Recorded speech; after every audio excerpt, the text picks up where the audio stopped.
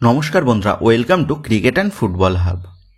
তো বন্ধুরা, তোমাদের কাছে প্রায় সপ্তাহখানিক কোনোরকম আপডেট আমরা শেয়ার করতে পারিনি, কারণ গত সপ্তাহখানিক ধরে আমাদের চ্যানেলটা সাসপেন্ড ছিল। আর সেই সাসপেন্ড থাকার কারণটা ছিল, তোমাদের মনে আছে গত মোহনবাগান ভার্সেস কেরালা ব্লাস্ট এফসির মধ্যে যে ম্যাচটা ছিল সুপার কাপে, তো সেই ম্যাচের ফ্রি লাইভ লিঙ্কের বিষয়ে একটা ভিডিও আমরা পোস্ট করেছিলাম তোমাদের জন্য। তবে সেই ভিডিওতে রেস্ট্রিকশন আসায় আমাদের চ্যানেলটা এক সপ্তাহের জন্য সাসপেন্ড হয়ে যায়। তবে এখন থেকে আবারও রোজ তোমাদের জন্য নতুন নতুন আপডেট আমরা নিয়ে আসব। সেক্ষেত্রে ভারতীয় ফুটবল রিলেটেড সমস্ত রকম লেটেস্ট আপডেট সবার আগে পেতে তোমরা যারা যারা আমাদের চ্যানেলের সাথে এখনও যুক্ত হওনি, তারা কিন্তু অবশ্যই আর দেরি না করে আমাদের চ্যানেলটাকে সাবস্ক্রাইব করে পাশে থাকা বেল আইকনটা প্রেস করে দিও, কারণ তোমরা কিন্তু এখানে প্রতিদিন নতুন নতুন লেটেস্ট ট্রান্সফার আপডেট এবং ভারতীয় ফুটবল রিলেটেড সমস্ত রকম আপডেট সবার আগে পেয়ে যাবে। তো চলো আর দেরি না করে আজকের ভিডিওর মূল টপিকগুলো নিয়ে আলোচনা শুরু করা যাক। তোমরা জানো গতকাল এই মৌসুমের শেষ টুর্নামেন্ট তথা সুপার কাপ টুর্নামেন্টের ফাইনাল ম্যাচ ছিল, যেখানে গতকালের ফাইনাল ম্যাচে মুখোমুখি হয়েছিল FC Goa versus Jamshedpur FC. আর গতকালের ম্যাচে জামশেদপুর এফসিকে রীতিমতো নাস্তানাবুদ করে 3 গোল দেয় এফসি গোয়া, যেখানে গতকালের ফাইনাল ম্যাচে এফসি গোয়ার হয়ে জোড়া গোল করে বোরহা এবং বোরহার পাশাপাশি ডিজেন একটা গোল করে। আর এই 3 গোলের সুবাদেই জামশেদপুর এফসিকে হারিয়ে এই মৌসুমের সুপার কাপ চ্যাম্পিয়ন কিন্তু হয়ে গেল এফসি গোয়া। আর এই মৌসুমের সুপার কাপ জয়ের ফলে এফসি গোয়া তারা আসন্ন মরশুমে মোহনবাগানের পাশাপাশি ভারতকে এশিয়া মঞ্চে রিপ্রেজেন্ট করতে চলেছে। তো যাই হোক, তোমরা জানো ময়দানে একটা কথা বেশ প্রচলিত ছিল, আর সেটা হচ্ছে সন্দেশ ঝিঙ্গান যে ক্লাবেই যাক না কেন, সেই ক্লাব গোটা টুর্নামেন্টে ভালো ফলাফল করলেও ট্রফির দেখা পায় না। কিন্তু গতকাল FC Goa super cup champion হওয়ার পর সন্দেশ ঝিঙ্গানকে নিয়ে কিন্তু এই প্রবাদটা যে মুছে যেতে চলেছে সেটা বলাই যায়। তো যাই হোক, তোমরা জানো এই মরশুম শেষেই এফসি গোয়ার সাথে সম্পর্ক ছিন্ন করতে চলেছে আমাদের জাতীয় দলের হেড কোচ তথা মানালো মার্কোয়েজ রোকা। সেহেতু আসন্ন মরশুমে এফসি গোয়া দলের হেড কোচের পদে কোন কোচকে নিযুক্ত করা হয় সেই দিকেই কিন্তু এখন আমাদের সকলের নজর থাকবে।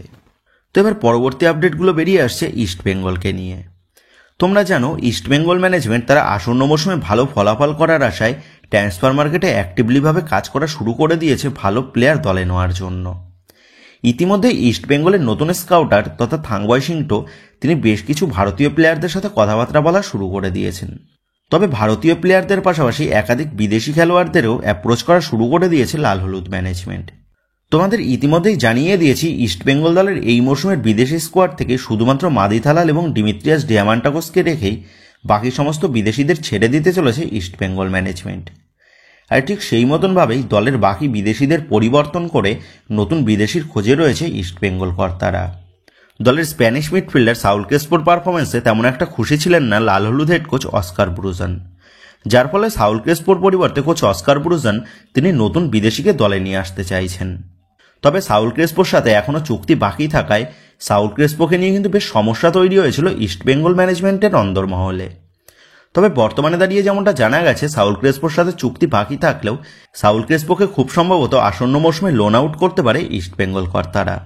আর সাউল ক্রেসপোর পরিবর্তে ইস্ট বেঙ্গল দলে আসন্ন মৌসুমে আগমন ঘটতে চলেছে ইস্ট বেঙ্গল কোচ অস্কার ব্রুজানের প্রাক্তন ছাত্রর। যেমনটা জানা গেছে, সাউল ক্রেসপোর পরিবর্তে কোচ অস্কার ব্রুজান তিনি তার প্রাক্তন ছাত্র তথা 25 বছর বয়সী ব্রাজিলিয়ান সেন্ট্রাল মিডফিল্ড পজিশনের প্লেয়ার মিগুয়েল ফিরেরাকে দলে চূড়ান্ত করতে চাইছে ইস্ট বেঙ্গল ম্যানেজমেন্ট। 4.8 কোটি টাকা মার্কেট ভ্যালুর এই মিগুয়েল তিনি বর্তমানে খেলছেন কোচ অস্কার ব্রুজানের প্রাক্তন দল তথা বসুন্ধরা কিংস দলে।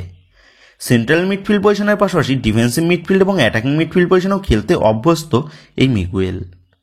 যেমনটা খবর, কোচ অস্কার ব্রুজানের পরামর্শ মতনই এই মিগুয়েলের সাথে প্রায় চূড়ান্ত পর্যায়ে কথাবার্তা সেরে ফেলেছে ইস্ট বেঙ্গল ম্যানেজমেন্ট, এবং সবকিছু ঠিকঠাকভাবে এগোলে প্রাক্তন কোচের হাত ধরে আসন্ন মৌসুমে লাল হলুদ জার্সিতে মাঠে নামতে চলেছে এই ব্রাজিলিয়ান মিডফিল্ডার।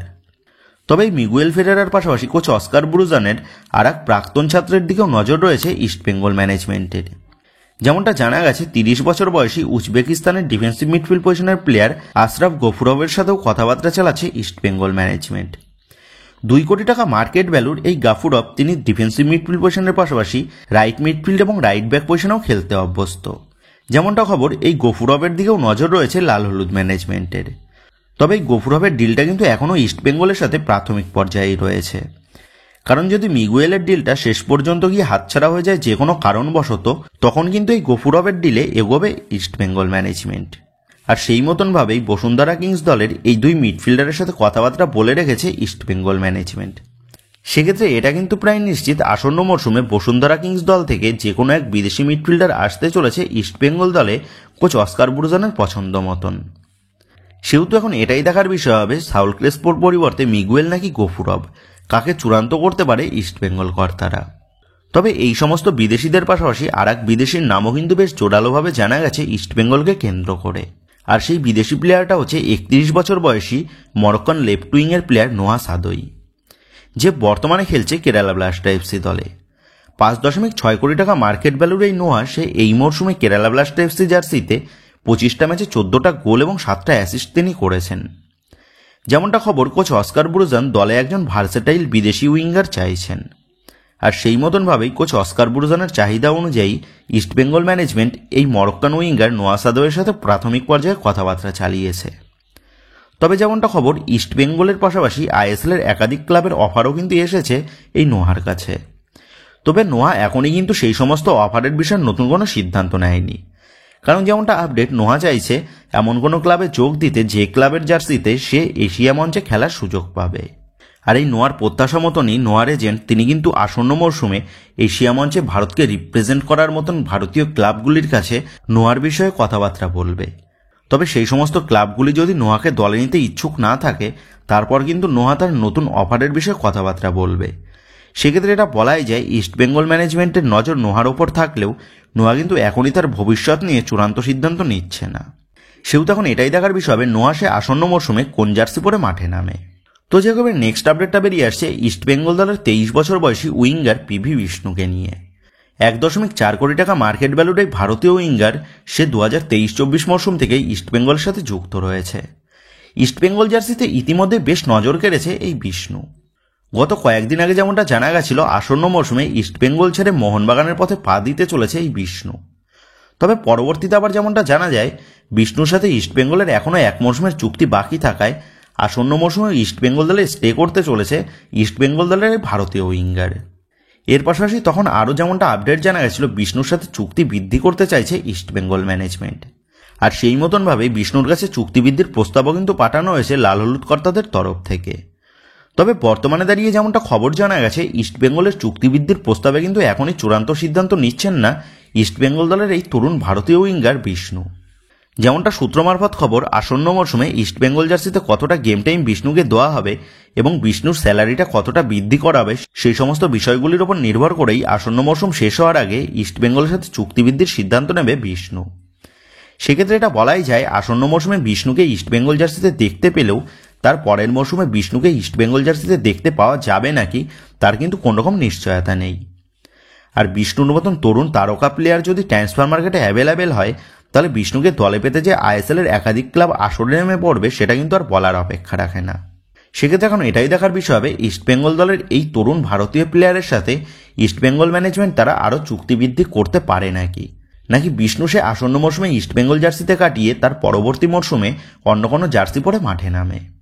তো যাই হোক, এবার মোহনবাগানকে নিয়ে একটা গুরুত্বপূর্ণ আপডেট শেয়ার করলে সেই আপডেটটা বেরিয়ে আসছে 32 বছর বয়সী অস্ট্রেলিয়ান সেন্ট্রাল মিডফিল্ড পজিশনের প্লেয়ার জ্যাকসন ইরভাইনকে নিয়ে। তোমরা জানো এই অজি মিডফিল্ডারকে কেন্দ্র করে গত কয়েক সপ্তাহ ধরেই বেশ জলঘোলা হয়েছে মোহনবাগানকে নিয়ে। তবে তোমাদের আমি ডে 1 থেকেই জানিয়ে আসছিলাম এই জ্যাকসন ইরভাইনের ওপর মোহনবাগানের ইন্টারেস্ট থাকলেও এই ডিলটা ডান করাটা বেশ চাপের। তবে গতকাল রেবের স্পোর্টসের রিপোর্ট অনুযায়ী তারা যেমনটা দাবি করেছে মোহনবাগান ম্যানেজমেন্ট তারা এই জ্যাকসনের ডিলে কিন্তু কোনোরকম মুভ করেনি।